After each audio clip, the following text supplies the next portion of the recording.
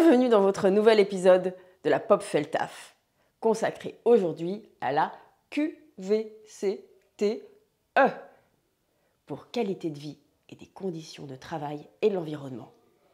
On doit bien vous le dire, ce nouvel acronyme est une création d'Alter-Nego.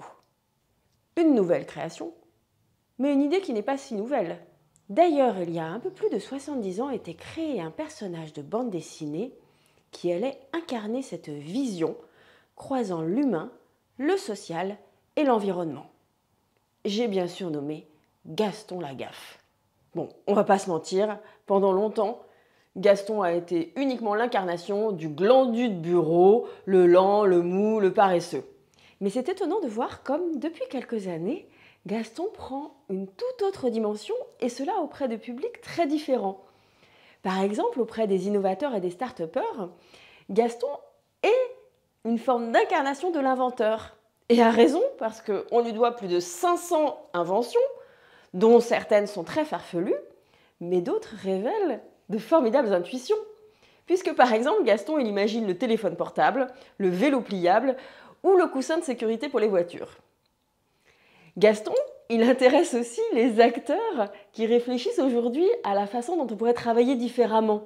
Il est même vu comme le héros du slow working. Et puis, bien entendu, il est aussi regardé comme étant le premier personnage écolo avant la lettre, puisqu'il y a bien sûr son amour des animaux, des végétaux, de la nature, mais en soi, une forme d'incarnation de la contestation du modèle productiviste. Quand Gaston Lagaffe débarque au cœur des 30 Glorieuses, apogée du modèle productiviste évidemment, c'est peu de dire qu'il détonne dans le paysage pop culturel. Parce qu'à l'époque, la figure du travailleur, c'est soit l'ouvrier en salopette ou bleu de travail, soit le cadre bien sous tout rapport, tel par exemple le père de Boule dans la BD Boule et Bill, costume bien étriqué, petit attaché case à la main, et on ne sait rien de ce qu'il se passe pendant ces journées. Lui, Gaston, il a investi pleinement le monde du travail, mais il l'investit avec une manière bien à lui. Ça commence par le vestimentaire, puisque ça ne fait pas une semaine qu'il est arrivé au boulot, qu'il tombe le nœud papillon. 15 jours après, il a viré la chemise pour passer au pull baba cool, et 1 mois plus tard, il troque les souliers pour des espadrilles. Cette apparence vestimentaire, elle raconte aussi une envie d'un autre travail, d'une autre manière d'être. Et ça veut dire que par exemple, Gaston, il va porter le fait de ne pas se laisser intimider. Et c'est tout le cœur de ses relations avec De Kersmaker. Ce n'est pas parce qu'il a le pouvoir de signer, le pouvoir de l'argent, que Gaston se soumet à lui. Il va incarner aussi l'obligation pour le management de s'adapter plutôt que pour les collaborateurs de se transformer, de s'assimiler. Et c'est ainsi que notamment il va faire de Fantasio un autre manager que celui qu'il avait prévu d'être. Évidemment, tout ça est fait avec beaucoup d'humour. Et puis Gaston, c'est un travailleur citoyen avant l'heure.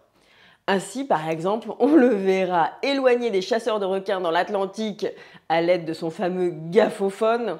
On le verra aider des tortues à traverser la route. Bref, porter le sujet de l'écologie. Alors voilà, pendant longtemps, on s'est dit, oui, enfin, une entreprise pleine de Gaston, c'est plus une entreprise, hein, c'est un centre de loisirs. Mais enfin, il y a de quoi réfléchir quand on sait qu'aujourd'hui, 86% des salariés estiment que les actions menées par leur entreprise en faveur de l'environnement ont des implications positives sur leurs conditions de travail. Et en miroir, 51% des salariés qui travaillent dans une entreprise qui a mis en place des actions en faveur de l'environnement estiment que cela joue positivement sur leurs conditions de travail. Bien. Mais la rentabilité économique dans tout ça?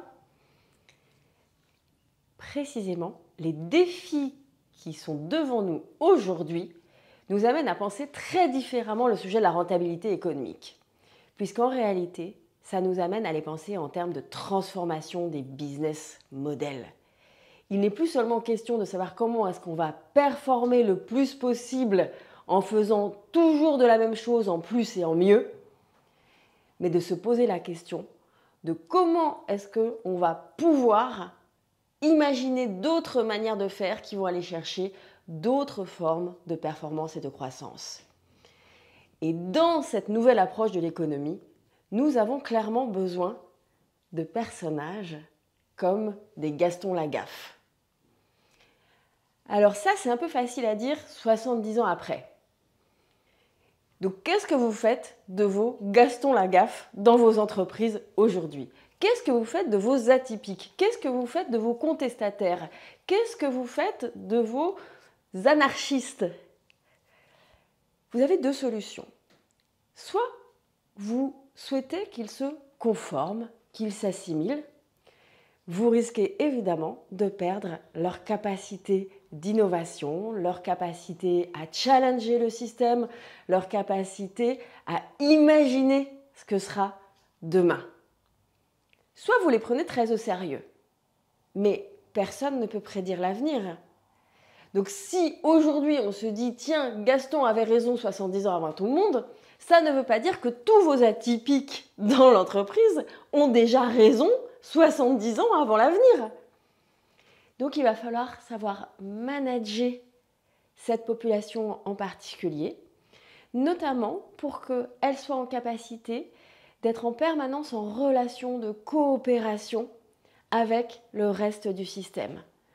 Vos Gastons, préservez leur capacité de créativité, leur capacité de contestation, mais assurez-vous en permanence qu'ils soient intégrés, inclus dans les équipes et qu'ils puissent jamais n'être des personnages un peu à part sur une autre planète, juste peut-être ceux qui regardent ailleurs depuis la planète que l'on a en partage.